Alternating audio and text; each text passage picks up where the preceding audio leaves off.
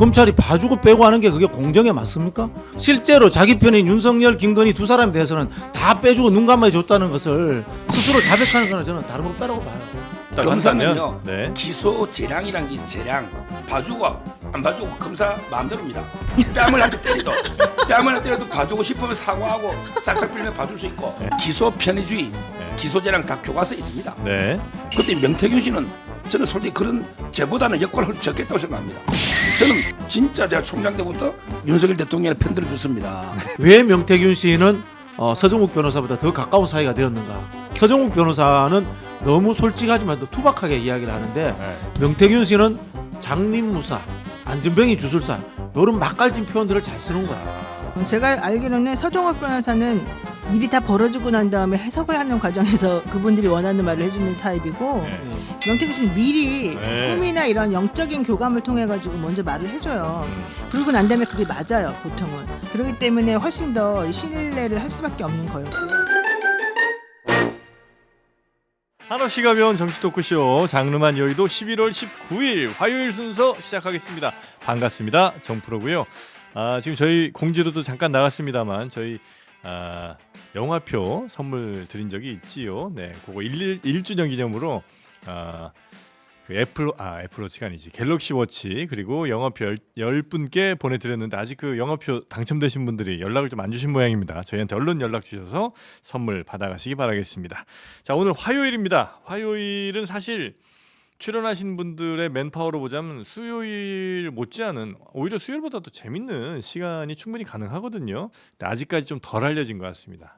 우리 세 분께서 조금 더 열심히 노력을 해주셔서 화요일이 일주일에 가장 재밌는 날이 될 수 있도록 오늘도 좀 부탁을 드리겠습니다. 지난주에 엄청난 평론으로 우리 대한민국 평론계를 한번 뒤집어 놓으셨죠.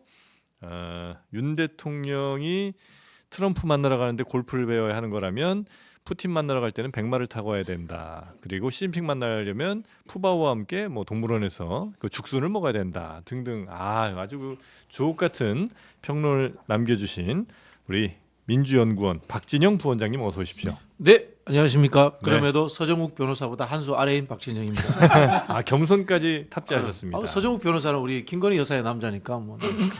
무슨 얘기예요?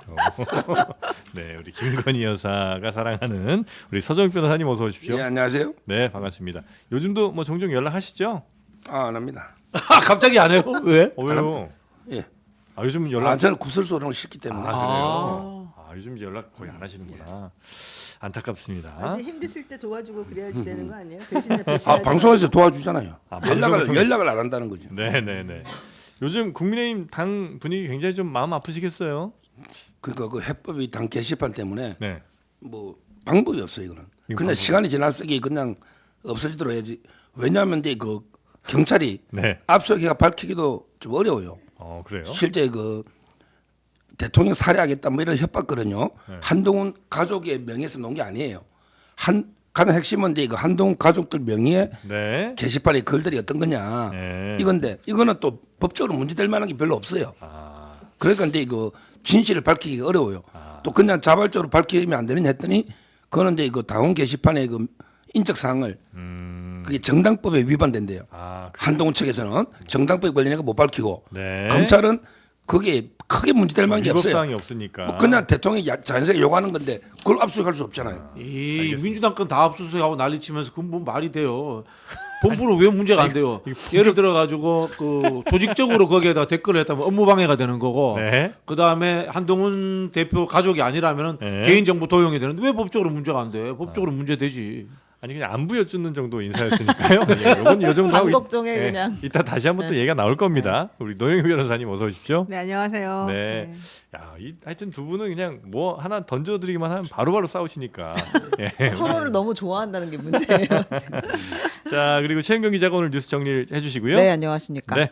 자, 그러면 명태균 약간 좀 이제 피로한데 네. 피로감이 쌓이긴 하지만 또 추가 녹취가 공개가 됐습니다. 네, 타이트하게 가보겠습니다. 네.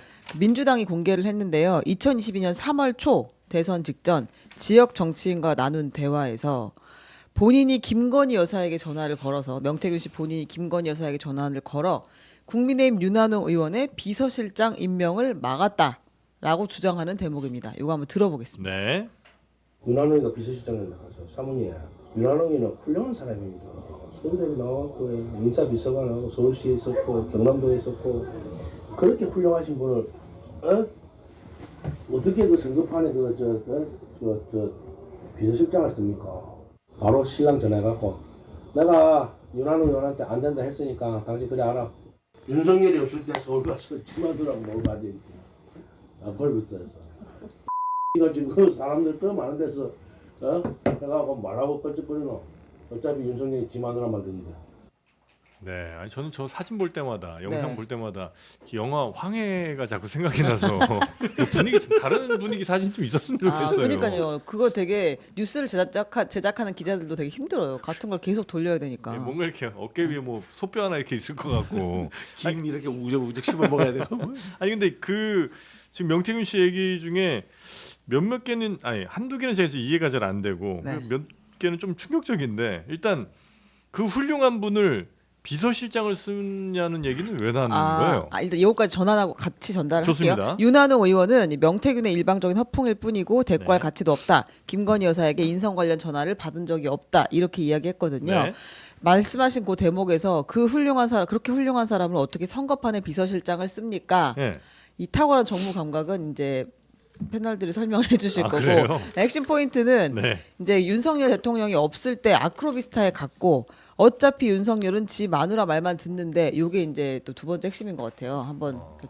들어보겠습니다. 그 이제 들었죠 저희가. 네네네. 그러니까 그래서 지금 말씀을 윤석열 대통령은 김건희 여사 말만 듣는다. 그래서 어차피 이거 뭐 중요한 결정을 하려면 사람 많은데 가 있는 그 윤석열 후보에게 할 게 아니고 그냥 김건희 여사만 설득하면 된다. 이게 이제 주 취지였던 거죠.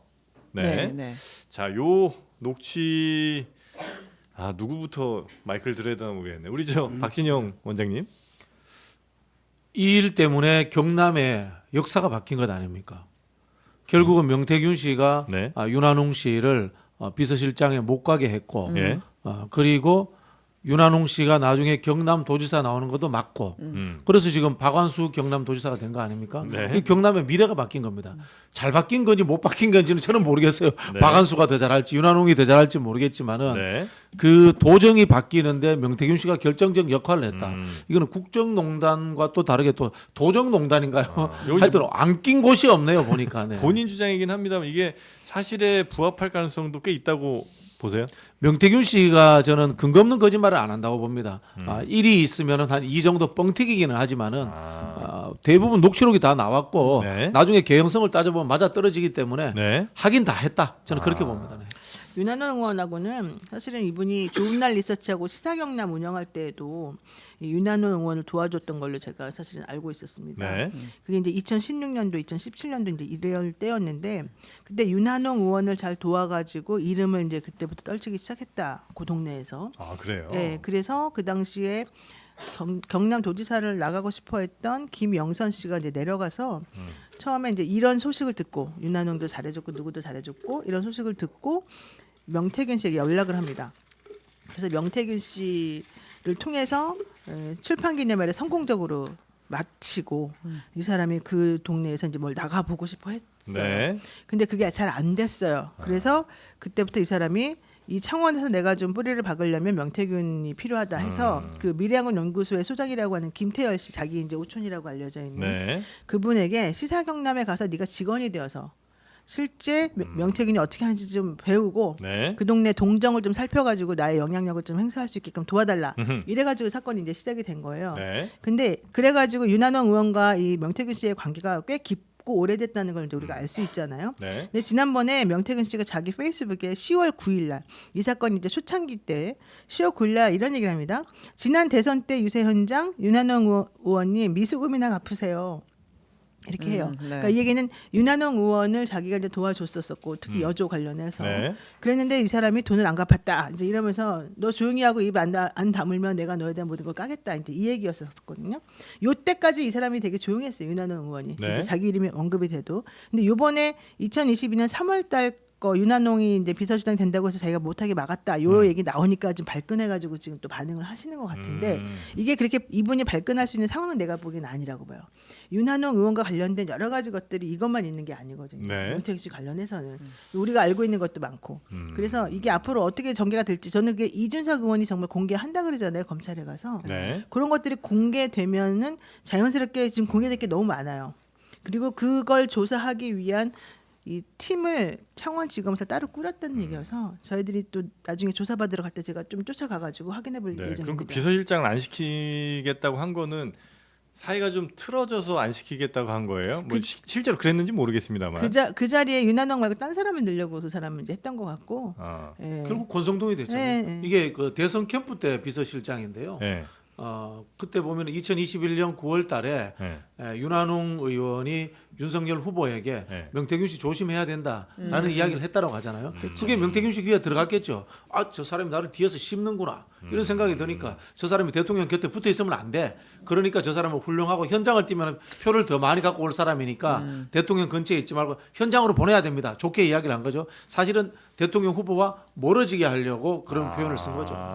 그래요. 그러니까 칭찬하는 척하면서 실제 권력과는 좀 거리를 두게 하기 위해서 이런 전략을 썼다. 원래 그 대한민국 보수들이 문고리에서 권력이 나옵니다. 박근혜 대통령 때도 그랬고요. 네. 뭐 밖에서 일 잘한다고 이렇게 인정되는 게 아니에요. 네. 자, 우리 서정 변호사님은 다 이거 근거 없는 얘기다. 이렇게 예, 지금 이제 그 최근에 한 몇 년 동안 굵직굵직한 우리 정치권의 큰 일들 예. 명태균이가 지가 다 했다잖아요.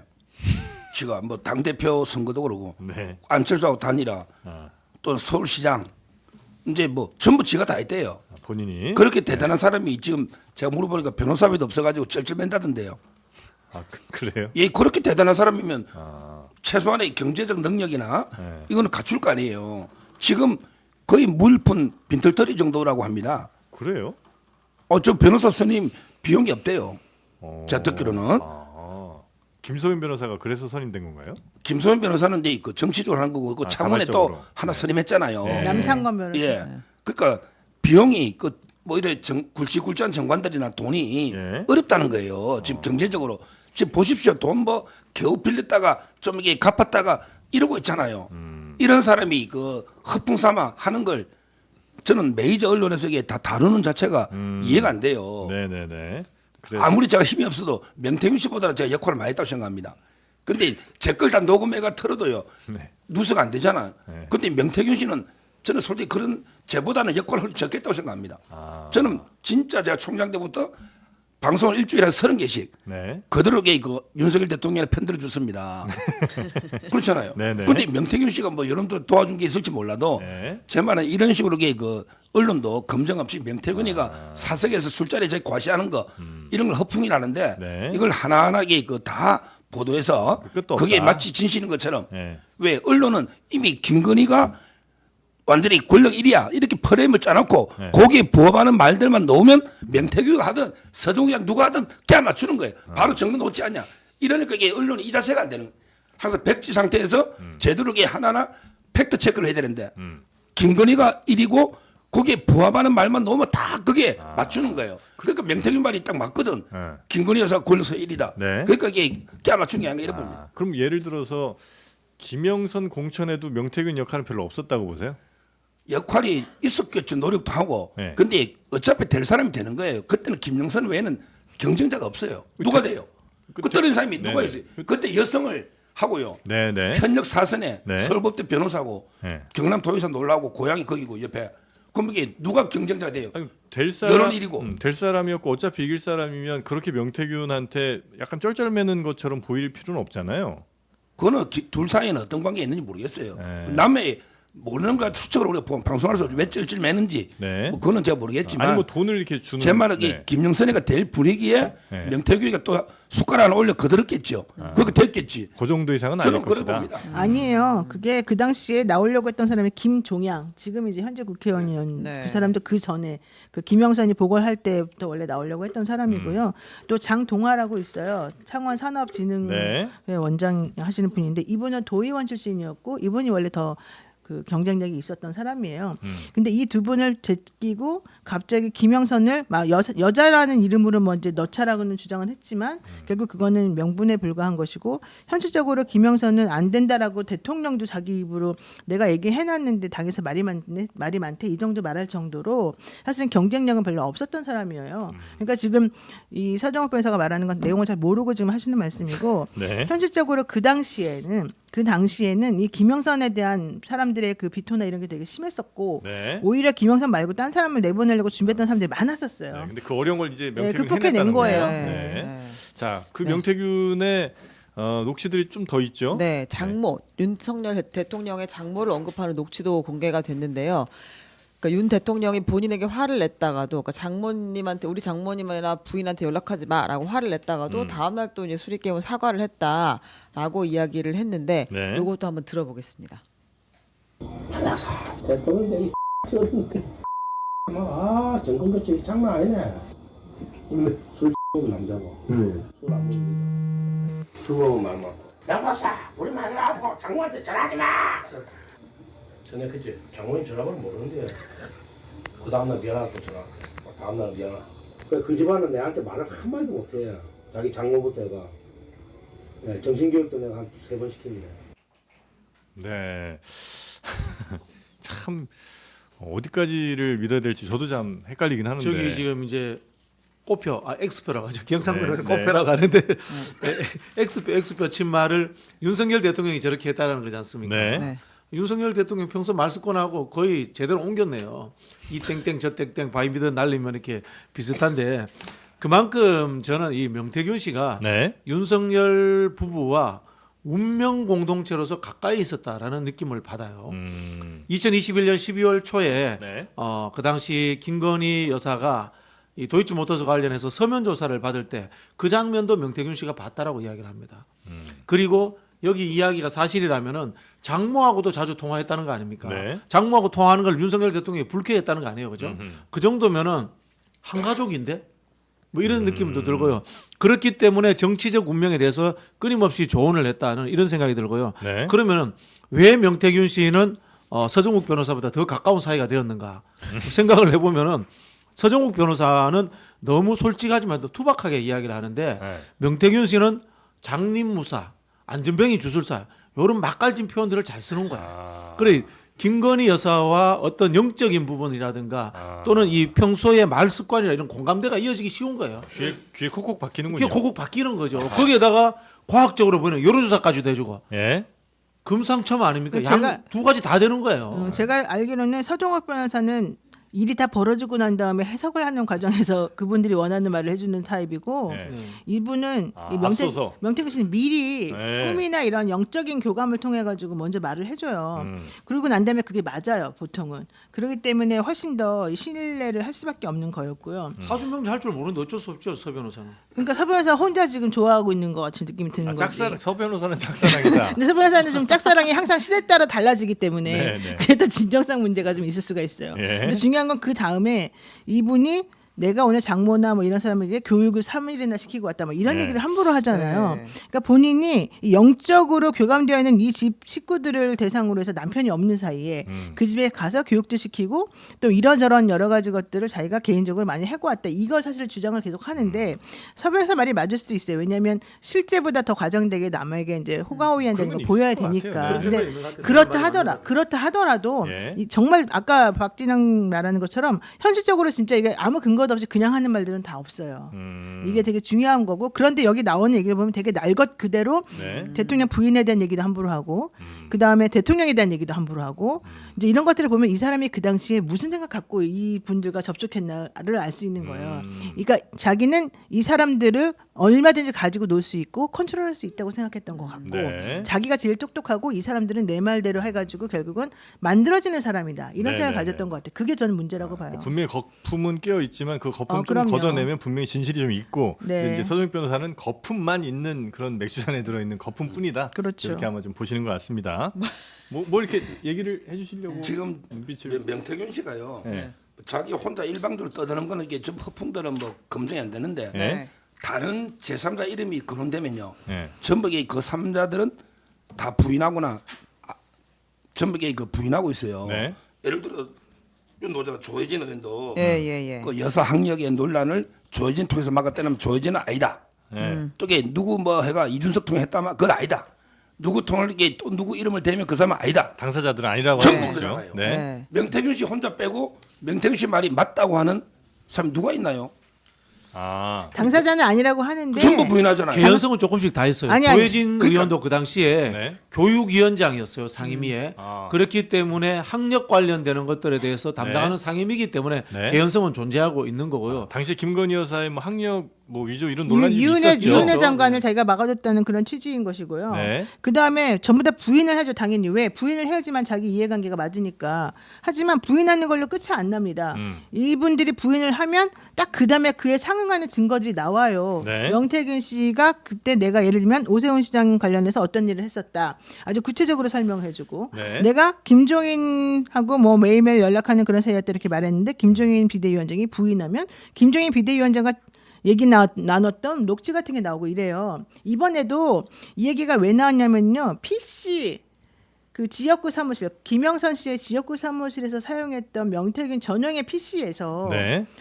이준석 의원과 이 김종인 비대위원장 간에 나눈 대화 이런 것들이 무대기로 나왔다는 얘기고요. 네. 그리고 그 사진 그 자기가 핸드폰을 없앴다고 했지만 핸드폰을 없애기 전에 포렌식 업체에 찾아가서 2만 장을 복구해 왔다 그랬는데 거기에 보면은 명태균 씨가 주장하는 말이 맞는 것처럼 보이는 사진들이 많이 나와 있었다는 거예요. 네. 그래서 지금 서정욱 변호사가 뭐 당사자들은 부인하고 있으니 그거는 믿으면 안 된다라고 주장하지만 그 부인하는 것이 그러면 무슨 근거로 상대방이 이런 식으로 얘기하는데 넌 다시 한번 대답해봐라 이렇게 말이 들어가게 되면 그 부인했던 사람들이 사실은 할 말이 없어져요.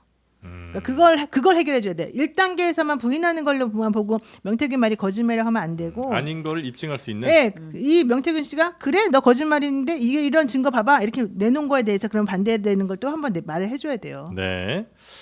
자, 좀 해보세요. 서정변호사 모르시겠죠. 그것까지 어떻게 하시겠어요? 허풍을 칠라 해도 대충 정황이나 돌아가는 배경은 맞아야 되잖아요. 예. 예를 들어 제가 이제 그 안철수 의원하고도 오랫동안 잘 알아요. MB 때부터. 네. 그 윤 대통령 잘 알잖아. 네. 그럼 이게 그런 모든 정황이 맞을 때 야 내가 안철수하고 윤석열 단일화 역할했다. 이래야 이게 허풍이 먹히는 거거든요. 네. 그렇잖아요. 네. 그러니까 명태균 씨는 다 그런 실제 돌아가는 상황에서 자기가 이제 뭐 전화 정도로 해서 부탁하나 숟가락 하나 올라도 전부 지가 다 한 것처럼 이런 식으로 이게 과장 허풍을 한다 이 말입니다. 네. 원래 단일화도 원래 될 사람이고 단일화를 추진한 사람이 많은데 자기도 한마디 단일화 해야 된다 했다 해서 지가 다 한 것처럼 이런 식으로 한다는 거죠. 강원도의사도 그래요. 네. 진짜 그때 저 김진태 의원 컷오프 될 때 제가 방송에 한 100번 했을 거야. 김진태 경선기에 줘야 된다고. 네. 근데 제가 그럼 김진태 살려줬다고 하면 저도 허풍쟁이 되는 거예요. 근데 저는 명태균 씨보다 더 많이 했어. 왜? 방송에서 30번 이상 김진태 살려줘야 된다. 네. 그러니까 이준석 대표가 단식장에 가서 경선기에 줬잖아요. 그러면 그게 이준석 대표도 그 한 거죠. 네. 어떻게 그 명태균 씨가 김진태를 도의사 만들어준 겁니까? 그 사이에 명태균 씨도 너 아는 사람 전화했을 수가 있는데 네. 제 말은 이게 자기가 다 했다고 그게 허풍치고 마치 이게 명태균이가 다 주도한 것처럼 이러면 안 된다 이 말이에요.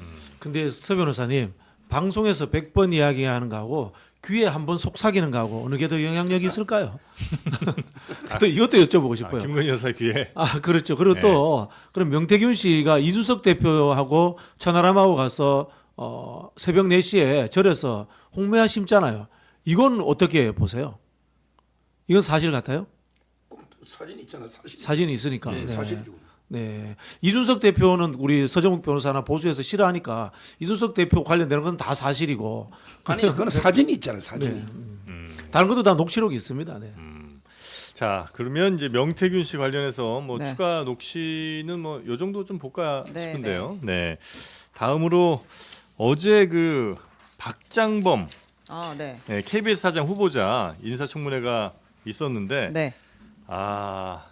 한편으로 좀 답답하고 한편으로는 와 이런 그 감탄사가 좀 나오는 그런 저 인사청문회였던 것 같습니다. 어제 그 인사청문회 내용 잠깐 좀 정리 좀 해주실까요? 네, 결국에 이제 핵심은 네. 박장범이라는 사람을 우리가 알게 된 것은 대통령의 이제 신년 기자 그 네. 간담회 같은 기자회견 뭐라고 기자 해야 되나? 대담? 네. 대담이었잖아요. 신년 대담. 이제 그때 알게 된 거니까 그때 이 질문이 집중될 수밖에 없기도 했었는데 당시에 이제 디올백을 조그마한 파우치 외국 회사 조그마한 백이라고 말한 것이 이제 도마에 당연히 올랐습니다. 그러니까 파우치, 쉼표, 그다음에 조그만 가방 뭐 아마 네, 이렇게 한번 네. 했던 것 같은데요. 네, 그걸 가지고 이제 질문이 있었는데요. 요거 한번 들어보겠습니다. 네. 이게 조그마한 동전 지갑 정도는 아니고 제가 보면 거의 핸드백이에요. 이 정도는 아마 현 정부에서는 제가 안 된다고 생각하시는 것 같아요. 파우치를 이 사전에서 찾아보면 스몰백, 작은 가방이라고 나옵니다. 파우치는 아부라고 생각하는 국민이 많은데 인정하십니까? 파우치는 사실, 팩트입니다. 네, 저거는 거의 모든 의원들과 다 맞짱이라고 해야 되나? 하여튼 다 하여튼 의견을 달리하더라고요. 그래서 그러니까 저걸 이제 사실 왜곡이다라고 이제 특히 이제 야당 의원들이 강력하게 주장을 하고 아부다 이제 이렇게 얘기를 하는 반면에 박장범 후보자는 저거는 팩트에 맞는 것이다. 다른 건 막 사과하고 그러는데도 이 명품백 그러니까 조그만 가방, 네. 파우치 요거에 거기서는 대해서는 물러서지 않았습니다. 위장 전입, 아들의 위장 전입, 스쿨존의 속도 위반, 과태료 미납으로 인한 차량 가압류 이런 것들이 나왔는데 뭐 시원하게 사과하고. 그건 다 사과를 했어요. 네. 근데 이제 파우치에서는 물러서지 않았습니다. 네. 저는 이거는 누가 이분을 허위사실 공표로 한번 고발했으면 좋겠어요. 이 재판 가야 됩니다. 이걸요? 예, 이 파우치와 백의 경계선에 대해서도 네. 우리나라 사법부 판단을 받아봐야 됩니다. 우리 대한민국이 그런 나라입니다. 대한민국이 우리 이게 심리적으로 압박받았는지 네. 아니면 알았는지 몰랐는지도 사법적으로 판단받아야 되는 나라이기 네, 때문에 네. 그래서 거기에 정의는 이제 공산품 품질 관리하시는 분들이라든가 또는 가방업계 종사자들 모셔다가 어느 선부터 파우치고 어느 선부터 백인지 크기부터 가격부터 이거 한번 저는 재판 한번 해봐야 되지 않나 그런 생각이 들고요. 근데- 우리나라 재판부는 이런 것도 다 재판해서 규정해 줄 수 있을 겁니다 아마. 네. 근데 중요한 네. 건 진짜 뭐 백의 크기가 몇십 센치면은 파우치고 네. 그보다 이하이면은 뭐 백이고 뭐 이상이면 백이고 이게 중요한 게 아니라 네. 사실은 그분이 우리를 대신해서 대통령에게 상황에 대해서 설명을 듣고 우리를 이해할 수 있는 얘기를 끄집어낼 수 있었느냐. 그 당시 우리가 정말 많은 것들을 의문시하고 있었던 상황인데 본인이 대통령이라고 하는 사람을 취재하고 인터뷰하는 과정에서 네. 대통령이 여기 자리에 앉아보라 그러니까 거기 앉아보고 그다음에 지금 문제가 되고 있는 그것에 대해서 이거는 뭐 조그만한 파우치 이런 식으로 말해가지고 상황을 왜곡시키려고 하고 네. 이 근본적인 시도와 방향성이 문제였다는 걸 알아야 된답니다. 그러니까 제가 주장하는 것은 네. 그러니까 뭐 어떤 사람은 이렇게 큰 백도 그냥 뭐 백이라고 안 부르고 뭐 다른 이름 부를 수 있겠죠. 자기가 부르고 싶으면은. 그렇지만 박장범 씨는 그 당시에 그냥 개인 박장범으로 간 게 아니잖아요. 그러면 본인은 당시에 대통령과 대통령 부인을 향한 국민들의 의문이 무엇인지 실제 이것이 어떤 문제가 될 수 있었는지에 대해서 정확하게 전달을 하고 그 부분에 대해서 대통령과 부인이 어떤 식으로 해답을 내놓는지 설명하는지 국민을 납득시키는지를 전달하는 메신저의 역할로 중간에 있었다고 저는 보는데 네. 그분이 그런 역할을 망각하고 오로지 대통령 부부가 원하는 방향으로 국민들에게 뭔가 설득하기 위해서 그런 장면을 저는 연출했다고 보거든요. 네. 그게 바로 이 사건의 가장 본질적인 부분이잖아요. 네. 뭐 파우치냐 백이냐 이거는 부차적인 문제라는 거예요. 근데 이 박장범 씨는 본인이 그렇게 한 행동이 과연 언론인으로서 잘된 행동이었냐에 대한 아무런 반성이 없는 거. 그리고 오로지 아부하려는 우리가 보기에는 아부하려는 마음으로 그 상황을 모면하려고 자꾸 만들어냈고 연출하고 그거를 계속 변명하다 보니까 네. 말도 안 되는 방향으로 흘러갔다는 거. 근데 언론은 그렇게 하면 안 된다는 거. 그 부분을 저는 지적을 해야 된다고 봐요. 네. 근데 이걸 방송에서 제일 먼저 이 사건 터지면서요. 네. 파우치라는 게 접니다. 네?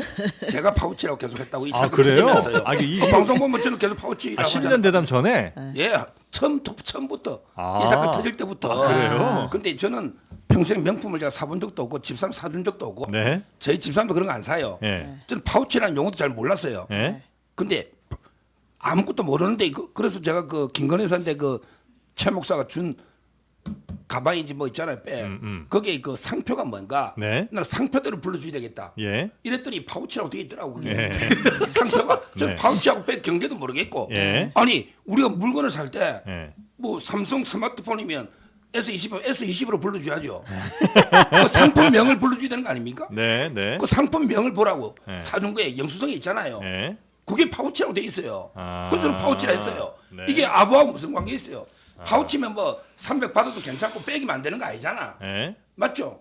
파우치도 받으면 안 되고 백도 받으면 안 되는 되죠. 거 아니에요? 예. 근데 근데 왜 이름은 받았어요? 받았잖아요. 근데 받았잖아. 받은 게 중요하지. 그러니까요. 받은 게 중요하지. 이름이 네. 뭐가 중요하냐고요. 아. 왜 이름 가지고 아부했다고 하느냐고. 아. 제가 아부하려고 파우치를 했습니까? 아. 파우치라고 돼 있으니까 파우치라 부르는 네네. 거예요. 아니 그냥 받은 것에 대해서 지적을 했어요. 그 사람이 받은 게 지금 문제라고 그건 본인도 또 인정했잖아요. 다른 문제인데. 아니죠. 그럼 이제 우리 저 서정 변호사님한테 요거 하나 좀 여쭤보고 싶은 게 그러니까 이제 이 박장범 후보자에 대해서 비판을 하는 거는 그 명품백 논란이라는 아예 단어 하나가 나중에 이제 다 일상적으로 뉴스에도 모든 언론에서 다 썼잖아요. 명품백 논란. 그래서 이제 이런 명품백 논란이 있는데 뭐 굳이 얘기하자면 뭐 파우치라고 하는 이 제품에 대해서 뭐 이렇게 했다면 그래도 좀 더 적을 것 같은데 이런 논란은 적을 것 같은데 그냥 명품백 논란이라고 다들 얘기하는데 혼자 파우치 조그만 뭐 백 요렇게 이제 얘기를 하면서 이 사건을 제대로 지금 지시를 하는지도 잘 모르겠고 그다음에 어쩌면 좀 일부러 사건을 더 축소하려 했던 의도가 아니냐는 이제 의혹을 받는 거 아니겠습니까? 이 정확한 명칭은 어쩌면 파우치가 맞을지 모르나. 그런 의도도 아니 정확한 명칭은 파우치 뭐 백이더라고. 파우치백. 네. 그래서 저는 근데 너무 기니까 파우치라고 할 때도 있고 네. 백이라고 할 때도 있고 파우치백이라고 할 때도 있는데 네. 제 말은 이게 뭐이 박장범 이분이 뭐 아부하려고 파우치에 말 썼겠습니까?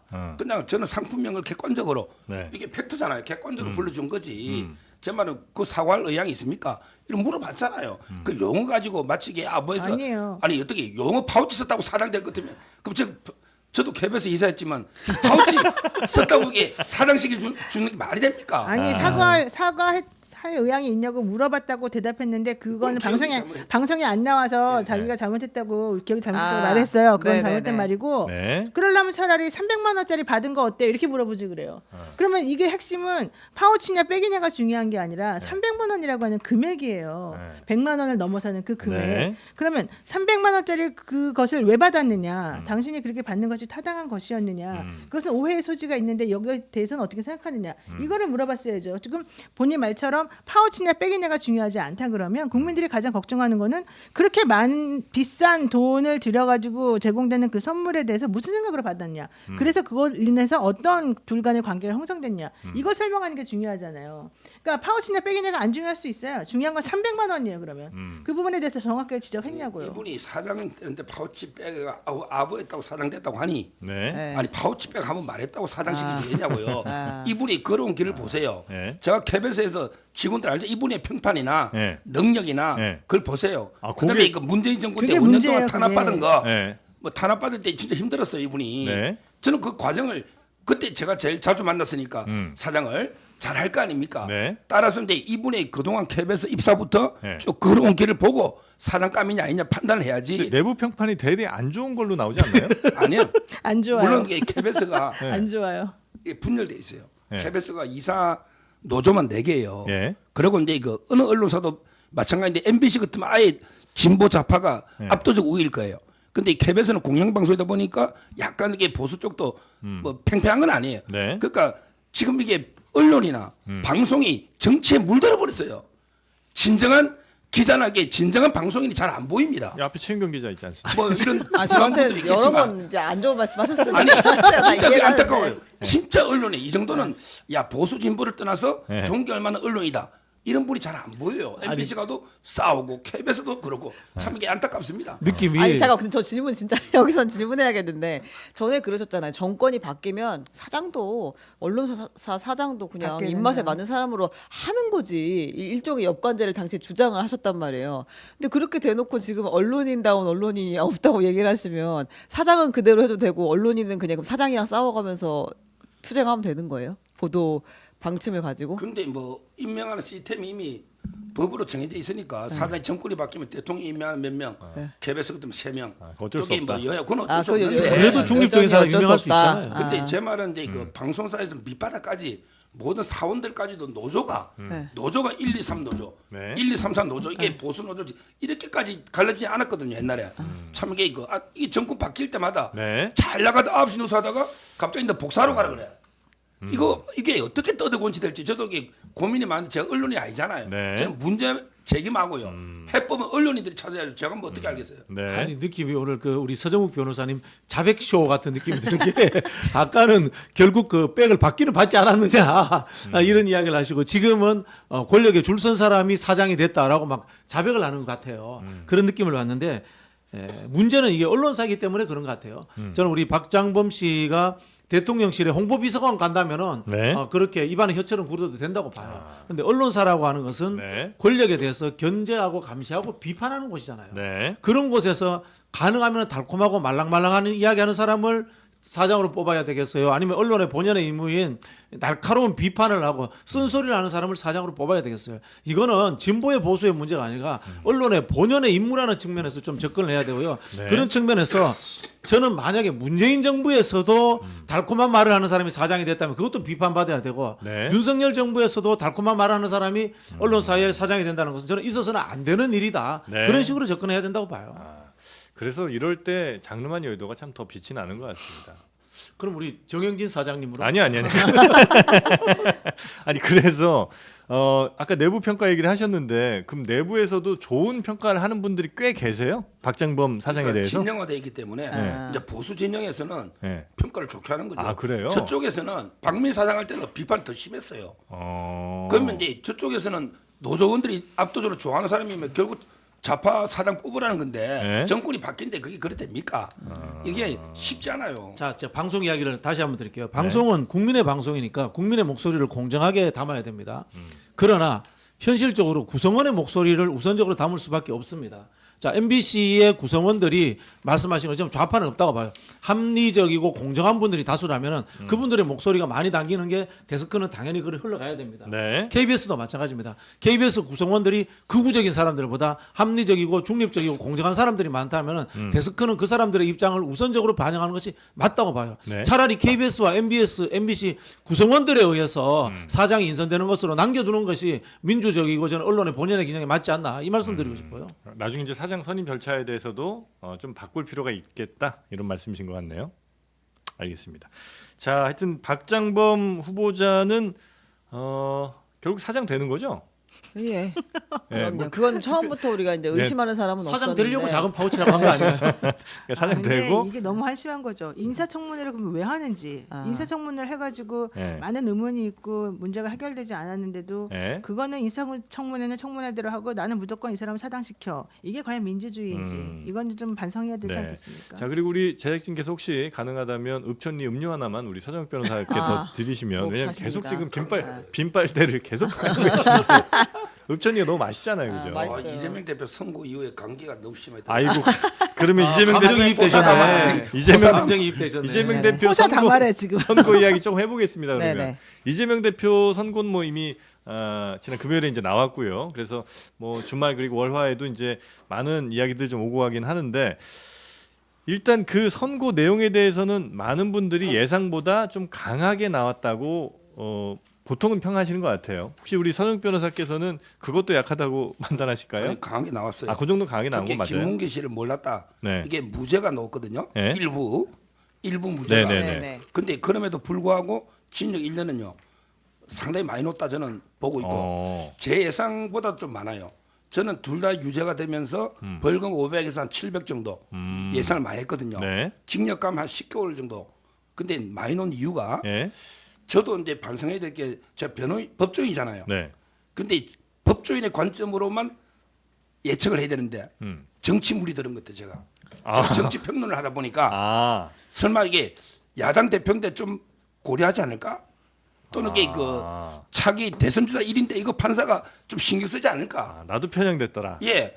혹시 이게 민주당이 네. 434억을 토해내는데 판사가 좀 부담을 가지지 않을까? 이런 쓸데없는 고려를 한 거예요. 판사는 오로지 법과 원칙, 네. 정가하고 팩트만 보고 네. 법리에 따라 판단하면 되잖아. 네. 근데 434억을 왜 필요해? 뭐 대선이 다음에 대통령 김동연이 하든 이재명이 하든 김경수 하든 아무 네. 관계 없잖아요. 네. 이런 거는 이게 판사가 고려 안 하는데 네. 저도 정치물이 들다 보니까 자꾸 이게 재판을 예측하는데 정치를 고려해. 그러니까 저도 틀린 건데 제 말은 이게 앞으로는 네. 더 심하게 나올 겁니다. 법리만 따진다면 지금 제대로 판결했다고 보시는 거예요? 그렇죠. 이거는 진짜 제가 꼭 한마디 해야 됩니다. 네. 우리가 2016년도 20대 총선에서 공직선거법 허위사실 유포죄로 그 재판받는 사람들이 많이 있었어요. 네. 그리고 2020년도 21대 총선 공직선거법 허위사실 위반으로 받은 사람들 중에 그러니까 2016년도가 있었고 2020년도가 이제 두 번 8년에 걸쳐서 있었던 공직선거법 위반 사실 중에 네. 벌금을 구형했고 다 벌금 나오거나 무죄 나오거나 또 내지는 훨씬 더 적은 금액으로 되거나 네. 이런 분들이 다였고 대다수였고 그다음에 하나가 징역형인 하나 나온 게 있어요. 징역 3년 6개월을 구형했는데 이건 선거 홍보물 속의 허위사실 공표 및 허위 발언에 대한 거였는데 이게 징역 1년 4개월을 선고받은 게 있고 네. 근데 이거의 문제점은 기부 행위가 같이 껴 있었기 때문이었거든요. 근데 그거 말고 나머지 것들은요. 지금 네. 제가 계산해 보니까 하나도 한 몇십 건이 되는데 한 50건이 넘는데 전부 다 벌금이거나 무죄였었어요. 형평성이 너무 안 맞다. 네, 형평성이 안 맞아요. 게다가 본인이 선거 유세 중에 허위사실을 공표했거나 현수막에 문구를 집어넣거나 기자 간담회에서 했거나 잘못된 상명서를 배포했거나 여론조사 허위사실 신고했거나 이런 게 되게 많은데도 불구하고 이들 전부 다 무죄 아니면 벌금 60만 원, 80만 원, 70만 원 선고유예 이런 거 네. 나왔어요.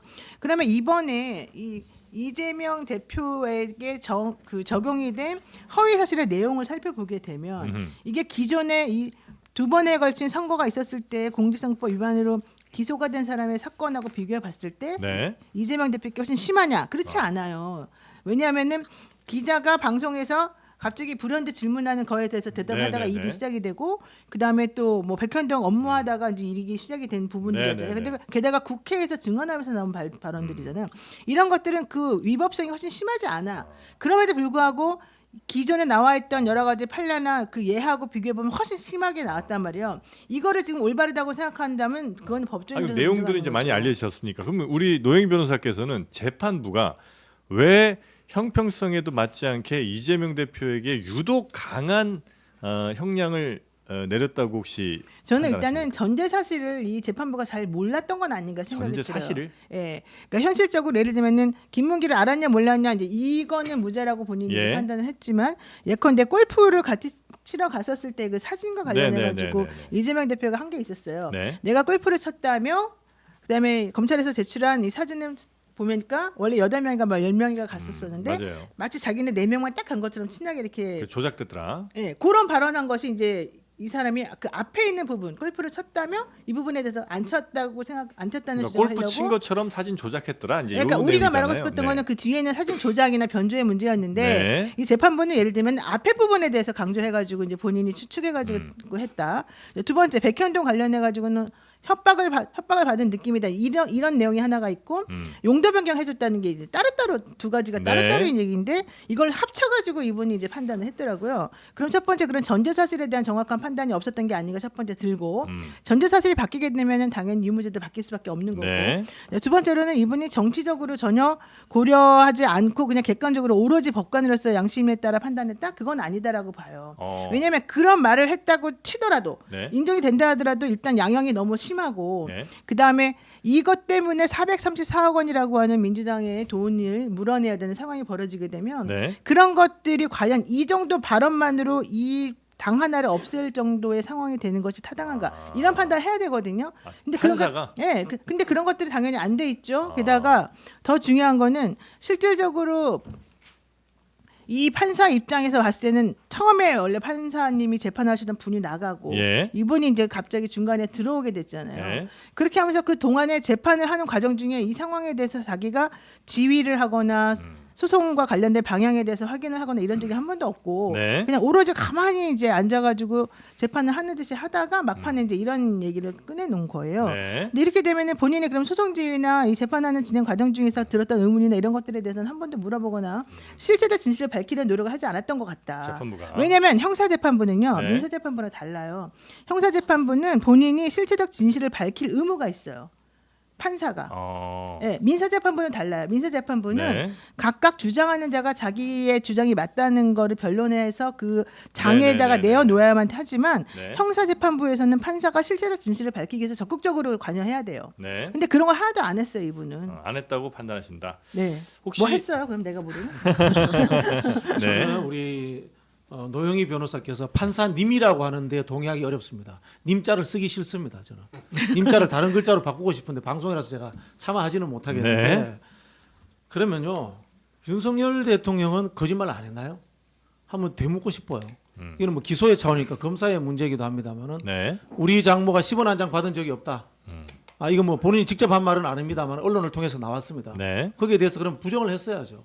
그죠? 10원 한 장 안 받았습니까? 감옥까지 갔습니다. 장모님이. 그다음에 도이치모터스 주가 조작 관련해 가지고 오히려 손해 봤다. 네. 손해 안 봤습니다. 재판 과정에서 20몇 억이 이익을 봤다는 말까지 나왔습니다. 네. 그러면 윤석열 대통령은 허위사실 공표 왜 안 겁니까 제대로 기소가 안 됩니까? 이 불공정의 문제가 심각하다라는 말씀을 드리고 싶고요. 저는 대한민국 재판부는 역사적으로 반성해야 된다고 생각해요.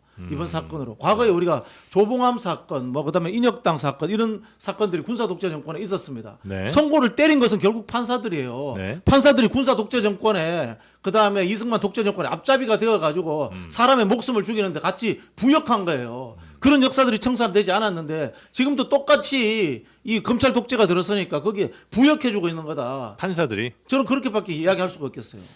판사들이 그렇게 해서 얻을 수 있는 거는 어떤 건가요? 윤석열 대통령 눈에 들고 싶겠죠. 판사- 군사 독재 정권 때도 네. 판사들이 그 당시에 독재자들 눈에 들고 싶어서 그랬던 거 아니겠어요? 네네네네. 아까 우리가 민주당이 430몇 억 토하는 게 뭐 엄청난 위기다 얘기했는데 네. 그 정도 수 민주주의를 파괴하는 거예요. 정당을 없애버리는 거예요. 네. 잠재적 대권주자 1위가 없어지는 거, 민주주의를 없애버리는 거예요. 대한민국 국민의 절반의 희망과 꿈을 뺏어버리는 거예요. 네. 엄청난 거예요. 이거를 자신이 법리도 제대로 해석하지도 않고 검사가 써준 거 그대로 읽고 판결 내렸다. 이거 엄청난 저는 역사적인 오점이라고 생각합니다. 근데 지금 윤석열 정권이 2년 남짓 남았는데 판사가요. 윤석열 눈치 봐가지고 자기가 뭐 대법관을 나중에 할 겁니까? 눈치 봤다는 거 도저히 받을 수 없고 또 우리 노 변호사님은 판사가 기록을 모른다 하지만 오히려 강규태 판사는 앞에 판사는요. 네. 재판을 계속 끌면서 지금 2년 2개월 만에 나왔어요. 재판을 계속 지연하다가 사표 내고 나가버렸어요. 네. 그래서 이번에 판사가 2월 달에 와가지고 정인신문을 일사천리로 본인이 해가지고 네. 이번에 선고를 한 겁니다. 거기에 또 10년 정도 경력이 되는 배석 2명과 3명이 합의해서 기록이 만쪽이에요. 네. 만쪽. 이걸 다 보고 판결문 133쪽을 쓴 거예요. 네. 판사보다 저도 거의 다 봤지만 판사보다 제가 많이 봤다고는 안 합니다. 우리 평론하는 사람들 겸손해야 돼요. 판사보다 내용을 잘 아는 사람 없습니다. 이 재판에 대해서 그렇죠. 네. 다 재판을 진행했고 정인 50명을 신문했고 기록을 만쪽을 보고 판결문 133쪽을 썼어요. 네. 그런데 제가 판사 보고 기록 안 봤다 제 마음에 안 들 무죄가 나왔을 때 이렇게 판사를 제가 비난하면 안 되잖아요. 무죄가 나왔다면 만약에 논리적으로 우리도 어느 부분이 어떻다 증거 이래야 되잖아요. 네. 저는 이렇게 자, 사법부를 잠깐만. 제가 잠깐만. 이야기할게요. 잠깐만. 네. 법 이야기 말고 제가 상식 이야기를 한번 네. 해볼게요. 자, 김문기를 몰랐다. 네. 그 다음에 국토부로부터 내 신경적으로 압박을 받았다. 네. 이걸로 당원 500만 명의 정당이 없어져야 됩니까? 대한민국에서? 한번 생각해 보십시오. 그 판사의 그 판결 하나로. 그것도 고려를 해야 되는 거예요, 판사가?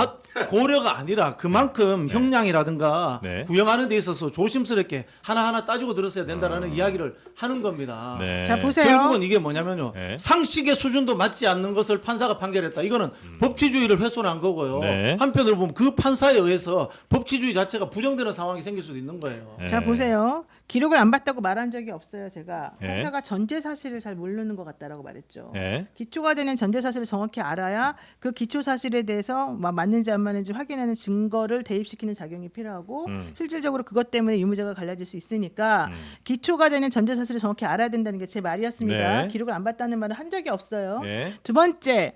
재판을 지연했다고 이전에 계시던 분이 재판 지연했다고 하는데요. 재판하기 위해서는 여러분들 아시다시피 뭐가 필요하죠? 증인들의 증언을 다 들어보는 게 필요하죠. 네. 이 사건에서 검사가 내놓은 증인이 아까 말한 대로 몇십 명이었습니다. 그 많은 증인들의 증언을 한 번에 하면 뭐 30분씩 하는 게 아니에요. 네. 우리 일반적으로 하는 재판에서는 보통 30분 정도씩은 하는데 이 사건 같은 경우는 되게 치열하게 다투고 있었기 때문에 엄청나게 오랫동안 한 명의 증인을 선택해서 신문하게 되면 오래 걸려요. 네. 주신문, 재신문, 뭐 반대신문 난리 오래 쳐가지고. 걸린 이유가 그거라는 말씀이신 거죠? 오래 걸린 거는 결과적으로는 검사가 그만큼 증인을 많이 불러냈고 증거들을 많이 넣었고 그다음에 공소장 변경한다고 시간 끌고 이런저런 것들 때문이었다는 거지. 그 판사님이 재판을 함부로 하거나 재판을 게을러서 늦게 하거나 이게 아니었다는 거고요. 오히려 네. 그 재판부를 있던 부장님 판사가 나가면서 나보고 원님 재판하라는 거냐 이렇게 말하면서 나갔어요. 그 얘기는 니네들이 원하는 대로 내용도 보지 말고 그냥 무조건 빨리빨리 결정만 내려달라는 얘기냐 이 얘기였거든요. 자기는 네. 그런데 굴하지 않겠다고 나간 거예요.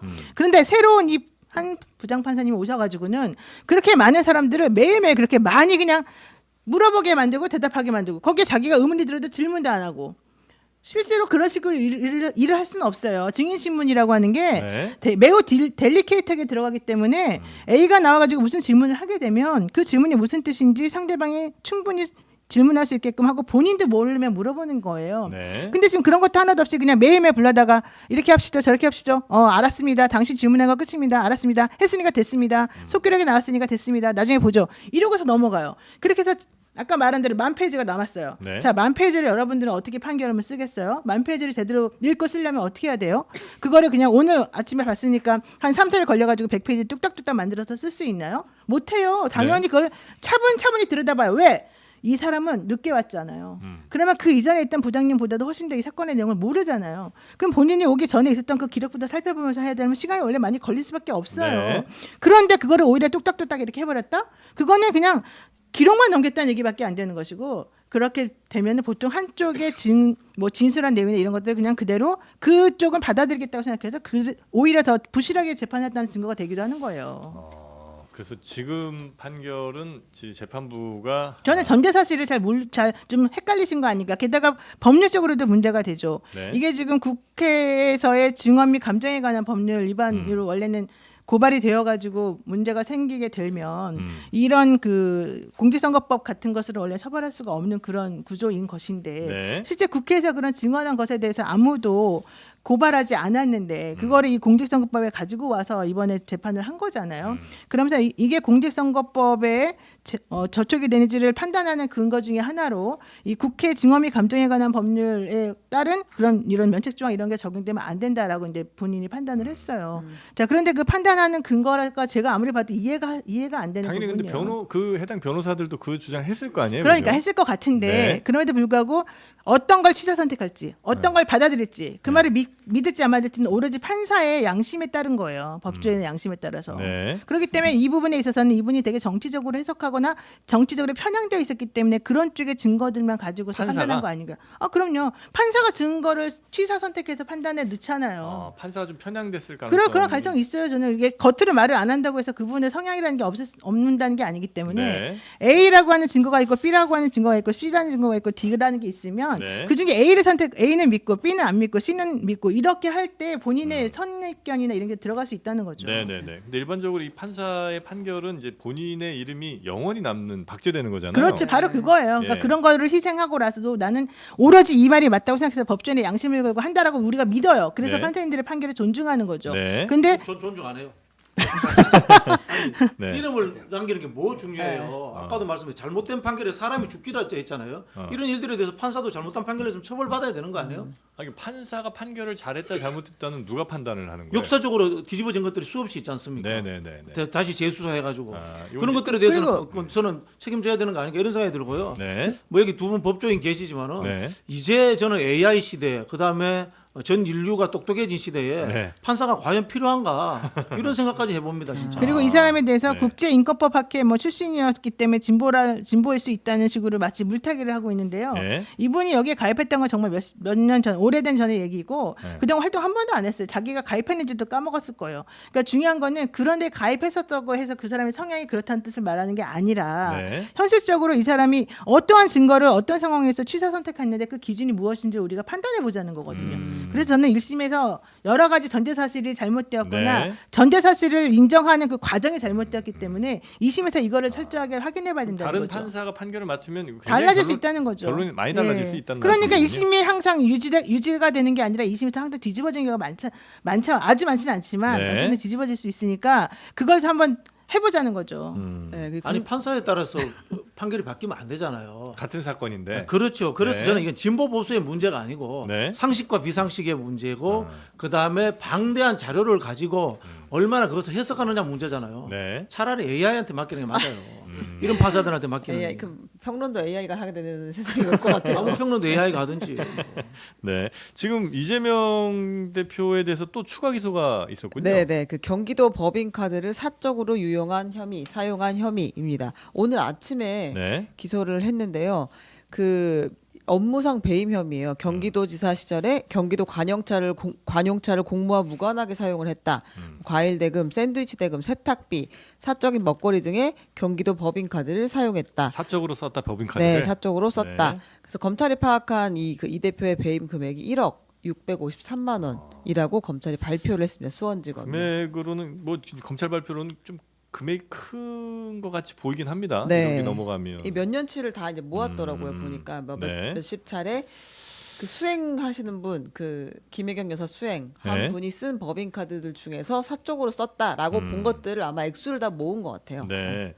그래서 이제 민주당에서는 지금 이재명 대표의 공직선거법 위반 이거 당 차원에서 좀 같이 해야 되는 거 아니냐. 그래서 2심 지원 TF를 검토를 하고 있다고요. 네, 민주당에서 이제 선거법 관련해서 2심 지원 TF를 네. 만들 것인지 검토하고 있고 국민의힘에서는 반대로 이재명 재판 지원 방지 TF를 이미 구성을 했습니다. 이게 원래 민사소송에서는요. 네. 당사자가 아니어도 보조 참가라고 하는 이름으로 그 판결의 결과에 따라 영향을 받을 수 있는 사람은 그 재판에 참여할 수가 있어요. 아, 그게 그래요? 바로 보조 참가예요. 네. 소송에서 보조 참가. 네. 근데 민사는 그런 게 가능해요. 네. 그렇지만 형사 사건에서는 이제 보조 참가라고 하는 게 없기 때문에 그 동안에 민주당에서는 본인들에게 이해관계가 있다 하더라도 여기에 참여하지 않았어요.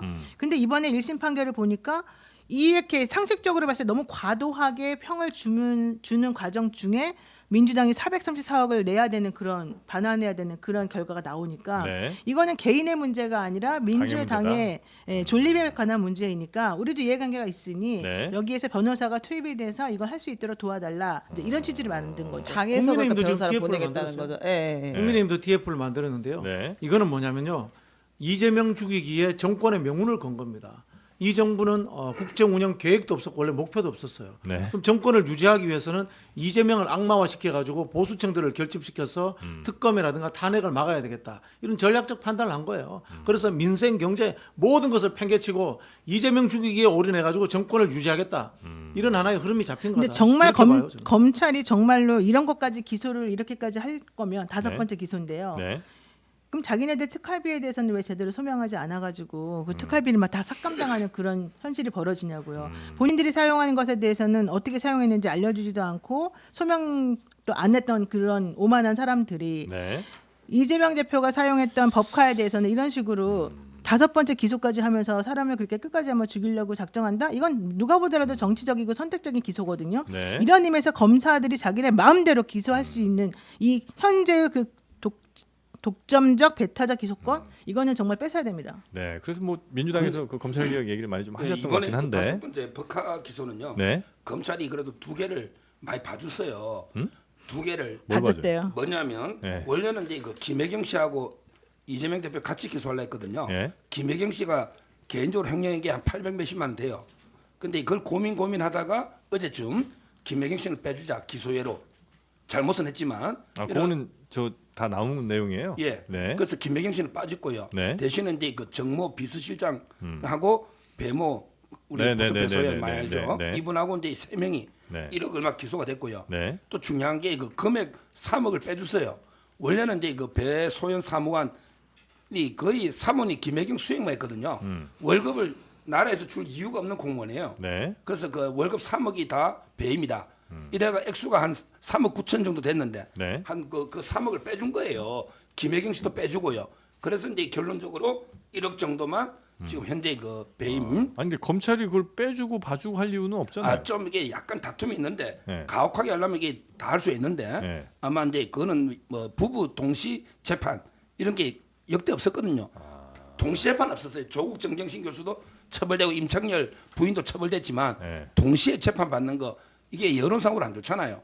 그래서 검찰도 고심 끝에 김혜경 씨 네. 뺐고 액수도 뺀 거고요. 자 그다음에 이거 이재명 항소심을 뭐 TF 이거 법에 걸립니다. 어제 그 이성훈 변호사도 제가 토론할 때 왜냐하면 이게 그 삼성전자 이재용 재판의 비용을 삼성그룹이 대주면 안 돼요. 네. 이재명 피고인의 재판 비용 변호사 비용은 이재명이 대라. 이재명이 내놔야 된다. 저는 이래 봅니다. 그건 민주당이 뭐, 예. 이재명 변호사비를 대주고 선임해서 명분을 우리 민주당도 434 토해내니까 우리도 이해당사자다. 이러니까 이게 대신 선임해주고 이러면요. 네. 제가 보기에 그 정당 돈의 그 횡령 배임도 문제되고 그것도 또 배임될 수 있다. 정치자금의 그 기부나 네. 문제될 수 있다. 이걸 제가 엄중하게 경고합니다. 대통령실 전체가 나서가지고 김건희 여사 해명 자료 내는데요. 그거는 그럼 뭡니까? 대통령실 전체가 김건희 여사 변호실 역할하고 있는데요. 지금 이 서정욱 변호사가 이야기하는 게 네. 앞뒤가 안 맞는 게 너무 많은 게요. 예를 들자면은 이성훈 변호사 민주당. 예를 들자면 이런 겁니다. 그러면 검찰이 막 봐줬다고 이야기하잖아요. 네. 검찰이 봐주고 빼고 하는 게 그게 공정에 맞습니까? 그 엄격한 법 집행에 맞습니까? 그게 무슨 뜻인가 하면은 실제로 자기 편인 윤석열, 김건희 두 사람에 대해서는 다 빼주고 눈 감아 줬다는 것을 스스로 자백하는 거는 저는 다름없다고 봐요. 이렇게 이제 예를 들어 근데 봐줬다고 검사는요. 한다면 네. 기소 재량이란 게 재량 봐주고 안 봐주고 검사 마음대로입니다.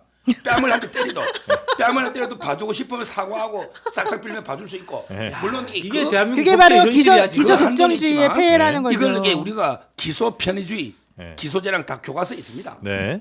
근데 그거는 썩 바람직하진 않아 보이긴 아니요, 그게 합니다. 바람직하지 어떻게 네. 딱 법으로 뺨 한 대 때리면 무조건 기소해. 어. 뺨 한 대 때려도 사정을 들어보고 뭐 빵 하나 훔치더라도 장발 장것도 빵 하나 훔치도 검사가 봐줄 수 있는 게 우리 법이에요. 근데 그럼 불완전한 인간에게 우리가 그걸 다 맡겨야 되는 거잖아요. 그래도 이게 그나마 그게 합리적인 구체적 타당성을 이해할 수가 빵 있어요. 100개 훔쳐도 대통령 당선되면 다 무죄인 아니, 거예요. 그러니까 그러면 대통령에 대해서 지금까지 선택적으로 기소 안 하고 그러는 것들 전부 다 지금 말씀하신 아주 어쩔 수 없는 봐줄 수밖에 없는 그런 사유에 해당이 된다는 거예요? 그거는 또 아니잖아요. 그러니까 자꾸 말을 섞지 말라고요. 네. 그 시간이 없네요. 시간이 좀 많이 네. 없는데 다들 가셔야 되죠? 네. 이 국민의힘 지금 당내 이거 하나 상황이 하고 가요. 그거 해요. 하고 해요. 가요. 하고 해요? 가요. 해요. 네. 해요. 아니, 아까 제가 했잖아요. 국민의힘 하고 가요. 예, 한 한 말씀만 그럼 한 말씀 한 하세요. 말씀. 예. 그 지금 장해찬 네. 지금 전 최고위원이 이 문제에 대해서 아주 천착을 하고 있습니다. 네, 그래서 네. 한동훈 대표에 대해서 이거 완전히 밝혀야 된다. 당에도 지금 당 차원에서 밝혀야 된다. 지금 심지어는 뭐 경찰까지 지금 들어간 것 같은데. 네, 네. 윤석열, 김건희 네. 대통령 부부를 비방하는 글이 당원 게시판에 대거 올라왔는데 네. 그게 지금 한동훈 대표의 가족 명의로 올라왔다는 거잖아요. 거기에 이제 한동훈 대표 딸 이름도 검색해 보니까 152개나 올라왔더라. 네. 이제 해명해라라고 했고 경찰에서는 요 게시판 서버 기록을 일단 보존을 해달라라고 당에 요청을 한 상태입니다. 네. 손대지 말아라 이제 이 얘기죠. 근데 당에서는 어쨌든 당무감사를 비롯해서 이 네. 경찰 수사를 통한 당원 명부 제공은 쉽지 않다. 그렇게 할 수는 없다. 이런 입장이고요. 장해찬 전 최고위원은 아니라면 아니라고 대답을 하든가 주특기인 고소를 해라라고 이제 한동훈 대표를 자극하고 있는 상황입니다. 네. 하지만 우리 선욱 변호사는 이건 밝힐 수도 없는 상황이고 또 법적으로 딱 봐서 위반이라고 볼 만한 그런 정도의 내용이 없기 때문에 이거는 사법부 혹은 뭐 검찰 이런 데서 들어갈 수는 없는 문제다 이렇게 이제 판단하신다는 거죠. 그렇죠. 대통령 네. 뭐 살해 협박한 거는 그건 다른 사람이고요. 네. 근데 그 한동훈 부인이 한 게 뭐 우리 진모 씨들이라는 집이 네. 그런 분들은 이제 그 글 중에 부적절한데 법으로 처리할 만한 물론 이제 그게 명예훼손과 모욕으로 오상종 단장이 고소를 해놨어요. 네. 그래서 이제 그 보존해라고 경찰이 그랬어요. 근데 그걸 압수수색 영장이 떨어질까? 법원에서 영장이 떨어져야지 보잖아요. 요청은 했지만 예, 그래서 제 생각에 결국 이게 허지부지 지금 한동훈 측에서는 네. 뭐라 하냐면 이게 이걸 우리가 자발적으로 절대 알려줄 수는 없다. 이래요. 제가 그래서 당신 가족이 아니면 빨리 그냥 공개해 끝내라 했더니 그러면 이게 다른 사람을 알리는 게 정당법 위반이라는 거야. 네. 다른 사람 인적 사항을 네. 그걸 다 알리는 게. 네. 그리고 이게 이런 식으로 공개해주면 앞으로 누가 익명이 보장돼 글을 쓰겠느냐. 그러니까 이제 자기 확인해 줄 수가 없다는 거예요. 확고하게 한동훈 대표 측은. 그러니까 이게 해결될 방법이 저는 없다. 이렇게 공방만 벌이다 끝날 거다. 이렇게 그래요? 보고 있고요. 그다음에 장해찬이나 배성이 따따붙다 이쪽은 양쪽 다 또 요거도 뭐요. 네. 왜냐하면 이게 한동훈 측에서는 이렇게 자꾸 하니까 또 서로 싸우고요. 네. 또 이게 진짜 우리 신의 한 수나 또 우파 쪽의 유튜브는 네. 야 옛날에 장해찬 한동훈의 댓글팀. 여론 조성팀 댓글팀 있다고 했잖아. 네. 자기도 팀을 했잖아. 네. 그 이름을 좀 밝혀라. 왜 너 겁내갖고 딱 맛배기만 꼬리만 딱 보여주고 네. 전모를 밝혀봐라. 네. 이렇게 막 압박을 해요. 네. 그러니까 장해찬 배성에는 양쪽에 다 압박을 받고 있고 지금 이게 난립니다. 그래서 이게 제가 보기에는 네. 법으로 해결 안 되거든. 영장이 안 떨어질 것 같아요. 저는 법무부 장관 직무유기라고 봐요. 법무부 장관이요? 한동훈 법무부 장관하고 비교해 봤을 때 네. 한동훈 법무부 장관 시절에 네. 민주당 압수수색 했습니다. 왜 안 합니까? 지금 법무부 장관. 이 정도는 충분히 할 만한 상황이다. 할 만한 아니, 상황이죠. 네. 드루킹 사건하고 비슷한 거 아니에요. 어떻게 보면은. 네. 아니 그런데 어쨌든 중요한 거는 경찰이 당원 게시판 서버 접속 기록에 대한 보존 조치에 나섰다는 거잖아요. 예, 네. 그러니까 왜 안 드러난다고 생각하죠? 드러나. 조치라는 건 하지 드러- 말라고 막은 거지. 법상으로 그러니까 지우거나 건드리지 마라. 예, 그러니까 건드리지 말아라. 그러면 이제 우리가 그걸 가지고 가서 분석해봐야지. 왜 그 보존해 놨는데 뭐 가만히 보존만 하고 놔둬요? 아니에요. 제 말은 법원의 영장이 떨어질까 그 정도 걸 가지고 범죄 혐의가 될 떨어질까 이걸 제가 제기한 거예요. 아, 그동안에 민주당 청사 압수수색 당한 거 많잖아요. 예, 그런 거 생각해보면 이거는 100번도 더 할 수밖에 근데 없죠. 내용도 내용이지만 그 예를 들면 글을 올린 시간이나 이런 것들이 그냥 사람이 내 생각을 막 이렇게 좀 안 좋다고 해서 막 글을 올린 게 아니고 거의 기계적으로 혹은 막 복사 붙여넣기 이런 걸로 해서 좀 여론을 한쪽으로 몰고 가려고 했던 이런 이제 드루킹이에요, 드루킹. 판단이 있다면 참고로요. 예. 이 글에 제일 욕많이 한 사람이 김건희이고 2등이 윤석열이고 3등이 접니다. 서정욱 제- 변호사님 많이 제가 나와요. 한동훈 비판을 많이 가지고 제 욕하는 글도 많아요. 근데 죄를 욕했다 해서 뭐 범죄가 되는 건 아니잖아요. 그럼 의심이 이게 확실히 되네. 드루킹하고 좀 틀려요. 드루킹은 매크로로 이렇게 막 돌리잖아. 예. 아직 이건 그러니까 매크로가 나온 건 아니에요. 이게 앞뒤가 하나도 안 맞는 게 윤석열 대통령 골프 안 쳤다고 거짓말했잖아요. 그 허위사실 공표 아니에요? 왜 수사 안 해? 예를 들자면은 아니 또 그리고 대통령실에서 트럼프하고 만나기 위해서 골프 쳤대. 네. 혹시 그 위증 교사 시킨 거 아니야? 트럼프하고 만날 일도 없는데 이런 식으로 접근해야지 하면 되는데 우리 그 양당에 대해서 뭐 공정하지 않아요 하나도. 압수수색도 그렇고. 너무 좀 차이가 많이 난다. 네. 알겠습니다. 오늘 함께해 주신 세 분 대단히 일단 감사 말씀드리고요. 또 뒤에 일정들이 있으시니까 여기서 오늘 보내드리고 다음 주 화요일도 잘 부탁드리겠습니다. 고맙습니다. 감사합니다. 감사합니다.